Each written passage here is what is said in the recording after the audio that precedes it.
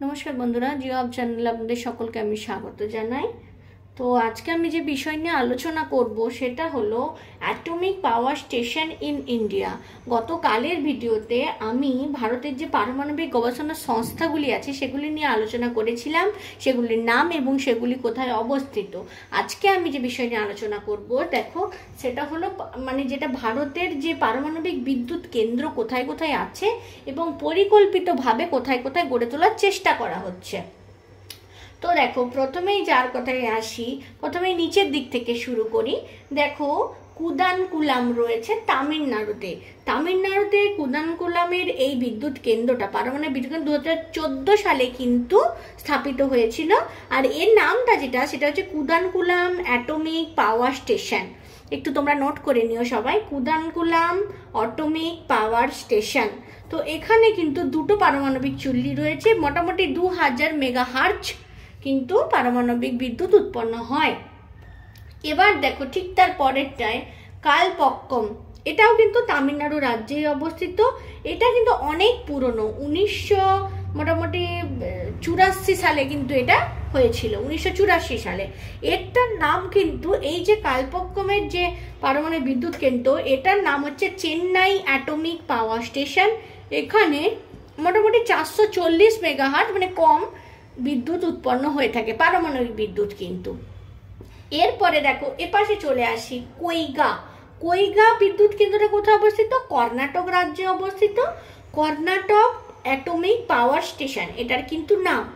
আর এখানে একটু বেশি, এই কালপক্কমের থেকে একটু বেশি, মোটামুটি ওই 800-র কাছাকাছি 800 মেগাহার্জ কিন্তু পারমাণবিক বিদ্যুৎ উৎপন্ন হবার ক্ষমতা আছে। আর এখানে কিন্তু 4টা পারমাণবিক চুল্লি রয়েছে, এটা খুবই গুরুত্বপূর্ণ, 4টা কিন্তু পারমাণবিক চুল্লি রয়েছে, অনেকটাই বেশি। এবার দেখো দ্বিতীয় নম্বরে যার কথায় আসি সেটা হচ্ছে তারাপুর আমরা জানি মহারাষ্ট্রে অবস্থিত।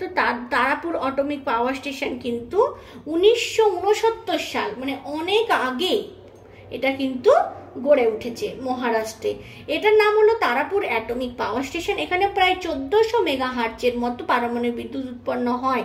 এখানেও কিন্তু 4টি পারমাণবিক চুল্লি রয়েছে, এখানে 4টি পারমাণবিক চুল্লি কিন্তু রয়েছে। এবার যার কথায় আসি সেটা হলো গুজরাটের কাকরাপাড়া যেটা আছে, এর নাম হচ্ছে কাকরাপাড় অ্যাটমিক পাওয়ার স্টেশন। এখানে 2টি পারমাণবিক চুল্লি রয়েছে এবং 440 মেগাহার্জের মতো কিন্তু শক্তি উৎপন্ন হয়ে থাকে। তো এই বিষয়টা জেনে রাখা খুবই জরুরি। গুজরাটের এটি একটি গুরুত্বপূর্ণ পারমাণবিক বিদ্যুৎ কেন্দ্র। অনেক সময় আমরা ক্লাস 10-এ দেখেছি ম্যাপ পয়েন্টিং করতে কিন্তু এই পারমাণবিক বিদ্যুৎ কেন্দ্রগুলিও খুব কাজে লাগে। তাই প্রত্যেকটা লোকেশন কোন রাজ্যে অবস্থিত সেটা কিন্তু জেনে নেওয়া খুবই জরুরি। এবার যার কথায় আসবো সেটা হলো গুরুত্বপূর্ণ রাওয়াত ভাটা কোথায় অবস্থিত। এইটা কিন্তু স্টার মার্ক নিয়ে নাও, এক্সামে কিন্তু আসে। রাওয়াত ভাটা অ্যাটমিক পাওয়ার স্টেশন, এর যে উৎপাদন ক্ষমতা সেটা মোটামুটি 1180 মেগাহার্জের মতো। এটা কিন্তু রাজস্থান রাজ্যে অবস্থিত। এর যে সংস্থাটার নাম পারমাণবিক বিদ্যুৎ কেন্দ্রটার নাম রাজস্থান অ্যাটমিক পাওয়ার স্টেশন। এই বিদ্যুৎ কেন্দ্রটা কিন্তু রাওয়াত ভাটাতে অবস্থিত, রাওয়াত ভাটা। এবার আরেকটা রাইট সাইডে দেখো নারোরা কোথায় অবস্থিত? ইউপিতে উত্তরপ্রদেশে। 1991 সালে কিন্তু এটি গড়ে উঠেছিল। আর এখানে কিন্তু ওই 440-এর মতনই মেগাহার্জ বিদ্যুৎ বা পারমাণবিক বিদ্যুৎ কিন্তু উৎপন্ন হয়ে থাকে। এই যে সমস্ত বিষয়গুলো আমি বললাম, সমস্ত পারমাণবিক বিদ্যুৎ কেন্দ্র যেগুলি আমি লাল রং দিয়ে দেখানোর চেষ্টা করছি, এগুলো থেকে বর্তমানে কিন্তু পারমাণবিক বিদ্যুৎ উৎপাদন হচ্ছে আর অনেক আগের থেকেই কিন্তু এটা সম্পন্ন হচ্ছে। তার মধ্যে সব থেকে দেখো পুরনো যেটা, সেটা তোমরা কিন্তু নোট করো, এই যে মহারাষ্ট্রের তারাপুর কিন্তু সব থেকে পুরনো পারমাণবিক বিদ্যুৎ কেন্দ্র। আমি তোমাদের ইয়ারগুলো বললাম, তার মধ্যে কিন্তু এটাই সব থেকে পুরানো। কত সালে? 1969 সালে মহারাষ্ট্রের তারাপুরে কিন্তু এই অ্যাটমিক পাওয়ার স্টেশনটি গড়ে উঠেছিল। এগুলো থেকে অলরেডি বিদ্যুৎ উৎপন্ন কিন্তু হচ্ছে। এবার দেখো ভারতের যে প্ল্যান করে বানানো যে পারমাণবিক বিদ্যুৎ কেন্দ্রগুলো, যাতে এই প্রোডাকশনটা আরো বেশি বাড়ানো যায়, সেজন্য কিন্তু উত্তরপ্রদেশের গোরখপুর একটা স্টেশন, পরিকল্পিত পারমাণবিক বিদ্যুৎ কেন্দ্র এগুলো।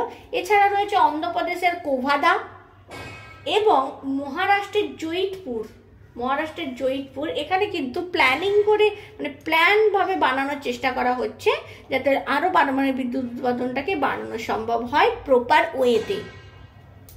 তো আমি ম্যাপের মাধ্যমে এই কারণেই দেখালাম, এটা ম্যাপ পয়েন্টিংয়ে তোমাদের সুবিধা থাকবে, যারা ছোট বাচ্চা আছো মানে ক্লাস 10 দেবে তাদের জন্যও খুব ইম্পর্টেন্ট, প্রত্যেকটা সবার জন্য কিন্তু এটা পারে, কারণ এখান থেকে জিকে কোশ্চেনও আসতে পারে, আর জিওগ্রাফি স্টুডেন্টদের তো এই প্রশ্ন আছেই আছে। আজকালকার দিনে একটা ট্রেন্ডিং হয়েছে কি, কোশ্চেনটা একটু ঘুরিয়ে দিচ্ছে, বলতে পারে যে সব থেকে পুরনো কোনটি, এবং যে মেগা হার্টজ যে বিদ্যুৎ উৎপাদন হচ্ছে তার বেসিসে কিন্তু এইটা মানে সাজাতে রিঅ্যারেঞ্জ কিন্তু দিয়ে দিতে পারে, কারণ আজকালকে আমরা দেখছি অ্যাসারশন রিজন, রিঅ্যারেঞ্জ, ম্যাচিং এগুলো কিন্তু খুব বেশি পরিমাণে আসছে। তো আমি যে বললাম ভিডিওটা আস্তে আস্তে স্পিডে চালিয়ে তোমরা কিন্তু ওটা নোট করে নিও, কোনটা সালটা কোন সালে তৈরি হয়েছে, কারণ অনেক সময় সাল দিয়ে আসছে, অনেক সময় মানে ওই যে উৎপাদন ক্ষমতা কতটা মেগা উৎপাদন ক্ষমতা, সব থেকে বেশি কিন্তু কুদানকুলামের একদম নিচে আছে, কুদানকুলামের কিন্তু সব থেকে উৎপাদনটা বেশি 2000 মেগা হার্টজের মতো, ঠিক আছে। এছাড়াও ওই যে নারোরা, কালপক্কম, কাকড়াপাড় এদের মোটামুটি 400 বা 440-এর কাছাকাছি মেগা হার্টজ বিদ্যুৎ উৎপাদন হয়ে থাকে। এটা সমস্ত বিষয় কি টাইপের কোশ্চেন আসতে পারে সেগুলোও নিয়ে কিন্তু আমি তোমাদের সাথে ডিসকাশন করলাম। আজকের ভিডিওটা তোমাদের কেমন লাগলো আমাকে অবশ্যই জানিও, আর এটা কিন্তু সুন্দরভাবে খাতাতে কিন্তু নোট করে নিও, যে কোনো এক্সামে কিন্তু এটা বিশেষভাবে কার্যকরী। ভালো লাগলে অবশ্যই লাইক শেয়ার করে দিও ফ্রেন্ডদের সাথে, যাতে তারাও জানতে পারে। এছাড়া চ্যানেলটাকে সাবস্ক্রাইব করার অনুরোধ রইল।